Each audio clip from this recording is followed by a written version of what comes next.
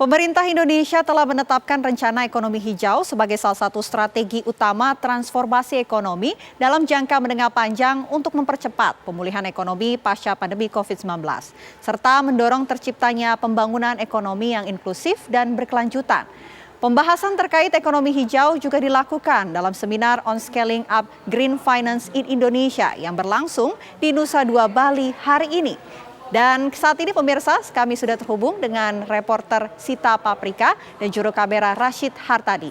Selamat sore Sita, silahkan dengan laporan Anda.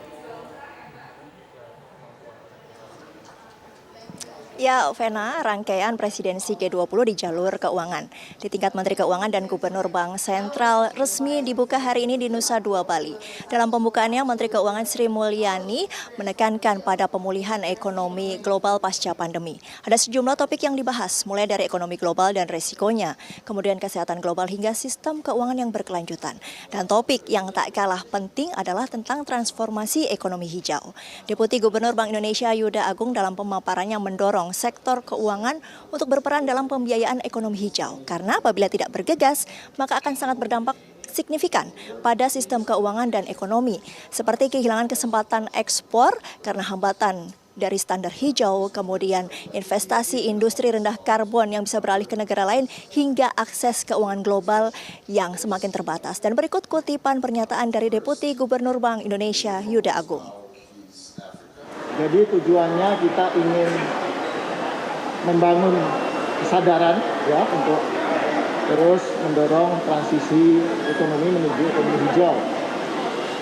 Yang kedua, tentu saja kita akan mendorong sektor keuangan, perbankan, pasar uang ya untuk terus membiayai, terus memberikan financing kepada sektor hijau.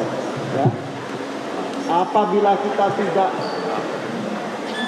bergegas, bersegera untuk mendorong transisi menuju hijau, tentu saja dampaknya akan sangat signifikan terhadap ekonomi dan keuangan ya. Ekspor kita bisa terhambat, ya, investasi hijau dari luar negeri juga akan beralih ke negara-negara yang memang sudah siap dari sisi kebijakan-kebijakan ekonomi hijau, dan juga tentu saja akses keuangan kita di luar negeri juga menjadi terbatas. Karena investor sekarang ini lebih prefer untuk melakukan investasi kepada sektor-sektor yang sudah hijau, ya, baik itu untuk portfolio maupun juga untuk direct investment, ya.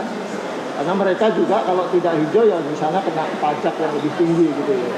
Begitu. Ada 3 kunci strategis yang bisa dijadikan acuan dalam rangka scaling up ekonomi dan keuangan hijau. Di antaranya adalah merumuskan kebijakan untuk menciptakan transisi dan diperlukan adanya komitmen dari lembaga keuangan untuk mendukung pembiayaan hijau, termasuk mendorong inovasi produk keuangan yang berwawasan lingkungan. Dan yang tak kalah penting adalah inovasi kebijakan dan sinergi antar otoritas dalam rangka meningkatkan pembiayaan hijau. Saat ini Bank Indonesia sendiri dengan kementerian dan lembaga terkait terus secara konsisten melakukan inovasi dan sinergi kebijakan untuk memberikan insentif dalam rangka memperluas green financing baik dari sisi perbankan maupun pasar keuangan hijau. Sementara itu, kabar yang bisa kami informasikan dari Nusa Dua Bali, saya kembalikan ke Jakarta, Vena. Terima kasih Sita Paprika melaporkan langsung dari Nusa Dua Bali.